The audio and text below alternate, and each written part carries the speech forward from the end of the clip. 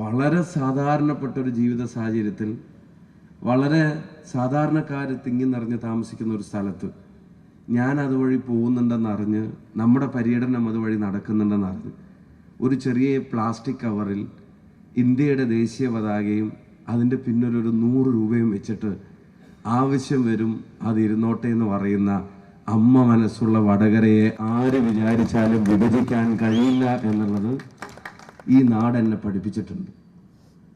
എനിക്ക് വടകരയുമായിട്ട് വർഷങ്ങളുടെയും പതിറ്റാണ്ടുകളുടെയും ബന്ധം ചരിത്രം ഒന്ന് അവകാശപ്പെടാൻ കഴിയുന്ന ഒരാളല്ല എന്നെനിക്കറിയാം. ഞാൻ അപ്രതീക്ഷിതമായിട്ട് ഇതേ വേദിയിൽ വന്ന് നിന്ന് അന്ന് പറഞ്ഞ എൻ്റെ ബന്ധങ്ങൾ, എൻ്റെ ഭാര്യ വീട് ഉൾപ്പെടെയുള്ള ബന്ധങ്ങൾ ഒഴിച്ചു നിർത്തിയാൽ, സംഘടനാ പരിപാടികളിൽ ഇതിൻ്റെ പല സ്ഥലങ്ങളിലും പങ്കെടുത്തു എന്ന് ഒഴിച്ചു നിർത്തിയാൽ, ഒരു ഇലക്ഷൻ രാഷ്ട്രീയത്തിൻ്റെ ഭാഗമായിട്ട് ഞാൻ വടകരയിലേക്ക് ഇതുവരെ വന്നിട്ടില്ല. 104 വയസ്സുള്ള ചിരുതമ്മ കാണണമെന്ന് പറഞ്ഞിട്ട് കാണാൻ വേണ്ടി ചെന്നപ്പോൾ ആ മുറ്റം നിറയെ ആൾ കൂടിയിട്ട് ആ 104 വയസ്സിൻ്റെ ചെറുപ്പത്തിലും ജയിച്ചിട്ട് ഇനിയും വരണം എന്ന് പറയുന്ന അമ്മമാരുടെ പ്രാർത്ഥനയുള്ളപ്പോൾ ഞാൻ കൊയിലാണ്ടിയിൽ ചെന്നപ്പോൾ കുട്ടിയാലൂർ സാഹിബിൻ്റെ വൈഫിനെ നമ്മളൊന്ന് പോയി കണ്ടു. അപ്പോൾ ആ ഉമ്മ എന്നെ കസേരയിൽ തൊട്ടടുത്ത് ഇരുത്തിയിട്ട് എൻ്റെ കൈ ഇങ്ങനെ ചേർത്ത് പിടിച്ചിട്ട് പറഞ്ഞത്, എനിക്ക് ഈ കയ്യിൽ വേറൊരാളുടെ കൈ ഇങ്ങനെ ചേർത്ത് പിടിച്ചതിൻ്റെ ഒരു ഓർമ്മ ഇപ്പോൾ വരികയാണെന്ന് പറഞ്ഞു. ഞാൻ ചോദിച്ചത് ആരെയാണെന്ന് ചോദിച്ചു. അവനോട് പറയാ, ഞാൻ വലിയ മൈതാനത്തെ പരിപാടി നടക്കുമ്പോൾ ഇന്ദിരാഗാന്ധി വരുന്ന പരിപാടിക്ക് അന്ന് പ്രചരണത്തിൻ്റെ സ്റ്റേജിൻ്റെ താഴെ നിൽക്കുക. അപ്പോൾ സ്റ്റേജിലേക്ക് ഇന്ദിരാഗാന്ധി കയറുമ്പോൾ പെട്ടെന്ന് എനിക്ക് ആ കൈ പിടിക്കാനുള്ളൊരു അവസരം കിട്ടി. ഇന്ദിരാഗാന്ധിയുടെ കൈ ഇങ്ങനെ മുറുക്കി പിടിച്ചിട്ട് എനിക്ക് വിടാൻ തോന്നിയില്ല. എന്നിട്ട് ആ ഇന്ദിരാഗാന്ധി കുറേ നേരം എൻ്റെ കൈ വിടാതെ പിടിച്ചു.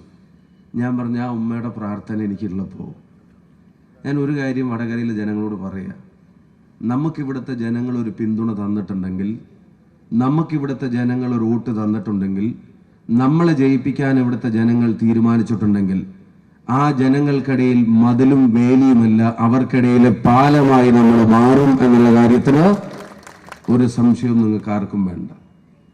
എന്നെ പല ആളുകളും വിളിച്ചിരുന്നു. ഇതിനു മുമ്പ് വടകരയിൽ നടന്ന പരിപാടികളും അതുമായി ബന്ധപ്പെട്ട പ്രസംഗങ്ങളും അതിലെ വാക്കുകളും വിശേഷണങ്ങൾക്കുമൊക്കെ ഞാൻ എന്താ മറുപടി പറയാത്തത്, ഒരു നല്ല മറുപടി കൊടുക്കണം എന്നൊക്കെ പറഞ്ഞിട്ട് എന്നെ പല ആളുകളും വിളിച്ചിരുന്നു. ഞാൻ അവരോടും നിങ്ങളോടും ഒക്കെ പറയുന്നത്, അതിന് മറുപടി പറയാനും ആരെയെങ്കിലും ഒക്കെ പിന്നെയും ആക്ഷേപിച്ച് ഭിന്നിപ്പിച്ച് ആർക്കെങ്കിലും ഇടയിലൊക്കെ പിന്നെയും പ്രകോപനമുണ്ടാക്കി ആരുടെയെങ്കിലൊക്കെ മനസ്സിൽ പിന്നെയും ഏതെങ്കിലും തരത്തിലുള്ള വിഭാഗീയതയുടെ വിത്തിടാൻ വേണ്ടിയുമല്ല, ഒരു മുറിവിനെയും മാന്തി പുണ്ണാക്കാൻ വേണ്ടിയല്ല, ഒരു മനസ്സിനെയും വേർതിരിക്കാൻ വേണ്ടിയല്ല നമ്മൾ ഇവിടെ സംഗമിക്കുന്നത് എന്തിനു വേണ്ടിയാണെന്ന് പ്രതിപക്ഷ നേതാവിന്റെ സാന്നിധ്യം കൊണ്ടും പ്രസംഗത്തിൽ അവസാനത്തെ ഒരൊറ്റ വാചകം കൊണ്ടും വടകരയിലെ മൊത്തം ജനങ്ങളും തിരിച്ചറിയുക. മീനച്ചൂടിലെ വിണ്ടുപോയ ഭൂമിയിലേക്ക് ഈ മഴ, അതിന്റെ മഴച്ചാറലുകൾ, അത് സ്നേഹത്തിന്റെ തുള്ളി പോലെ ആഴ്ന്നിറങ്ങുന്നത് പോലെ ഈ സംഗമം കൊണ്ട് UDF-ഉം RMPയും ഒക്കെ എന്താണ് ഉദ്ദേശിക്കുന്നത് ഒറ്റ ചോദ്യം, ആ ഒരു ചോദ്യത്തിന് ഒരൊറ്റ ഉത്തരമേ ഉള്ളൂ.